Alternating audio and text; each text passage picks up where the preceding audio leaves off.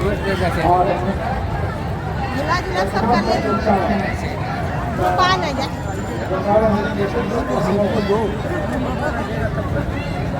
ठंडा बताइए।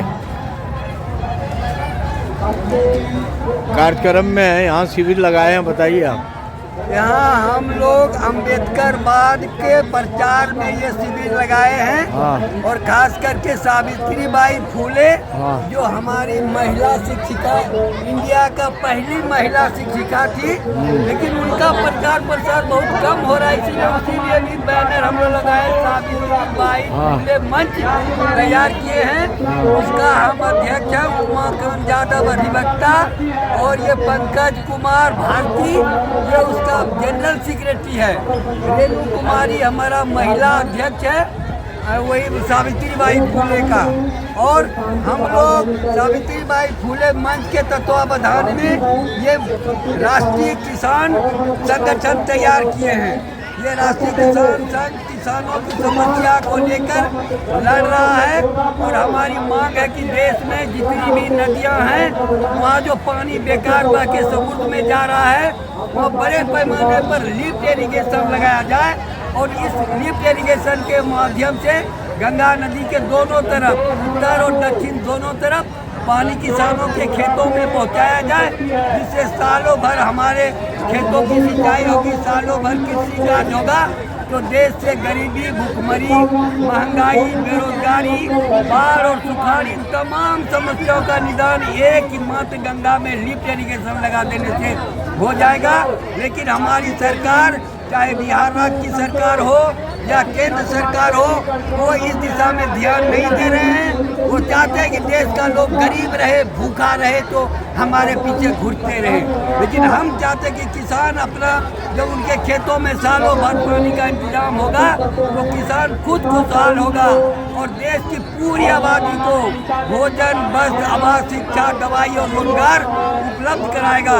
इसी मिशन को लेकर ये अम्बेडकरवाद आगे बढ़ रहा है, और हम तमाम किसान भाइयों से आह्वान करना चाहते हैं कि इस अम्बेडकरवाद के झंडे के नीचे आकर संगठित होइए, और अपने हक और अधिकार को प्राप्त करने के लिए ये राष्ट्रीय किसान संगठन के साथ में आंदोलन कीजिए। और हम लोग तब तक आंदोलन करते रहेंगे जब तक कि सरकार हमारे खेतों में सालों भर सिंचाई का इंतजाम नहीं कर देता है। जैसे पंजाब में नहरों से सालों भर सिंचाई होता है, लेकिन हमारे पास सीजनल डैम बना हुआ है। इस साल कहीं भी धान का रोपा नहीं हो सका, जिसके चलते किसानों की हालत बहुत खराब है, जिससे मेले में बहुत कम लोग आ रहा है, क्योंकि उनके घर में खाने का इंतजाम नहीं, तो क्या मेला आएगा। इसीलिए देश का एकमात्र योजना है ये लिफ्ट इरिगेशन योजना, जिससे देश को 100 सालों तक खुशहाल बनाया जा सकता है। पूरी आबादी को भोजन, बस, आवास, शिक्षा, दवाई और रोजगार मुहैया कराया जा सकता है। इसीलिए एकमात्र ऐसा कामधेनु स्कीम है खेतों की सालों भर सिंचाई का इंतजाम, जिससे देश से गरीबी मिट जाएगी, भुखमरी मिट जाएगी, बेरोजगारी मिट जाएगी, बाढ़ और सुखाड़ भी समाप्त हो जाएगा। इसीलिए ये आंदोलन हम देश व्यापी लड़ाई लड़ने जा रहे हैं, और पंजाब के किसानों से, हरियाणा के किसानों के साथ हम बिहार के किसान भी अपनी आवाज़ बुलंद उनके साथ कर रहे हैं। हम देश में किसान का राज कायम करना चाहते हैं। अम्बेडकरवाद के सिद्धांत के आधार पर हम देश में किसानों का राज, मजदूरों का राज, कमजोर तबकों का राज, पिछड़े वर्गों का राज, अनुसूचित जाति, अनुसूचित जनजाति, माइनॉरिटी और ओबीसी का मिला हुआ सरकार बनाना चाहते हैं, क्योंकि यही लोग देश का शोषित पीड़ित वर्ग है, जिसे आज तक आज़ादी का, खुशहाली का कोई दर्शन नहीं हुआ है। केवल खेतों में काम कर रहा है, लेकिन उनकी फसल भी मर जाती है, जिसके चलते वो खुशहाल नहीं हो पा रहा है। इसीलिए किसानों का राज होगा, मजदूरों का राज होगा, गरीबों का राज होगा, तो देश में खुशहाली आएगी। और यह राज अम्बेडकरवाद के आधार पर ही चल सकता है।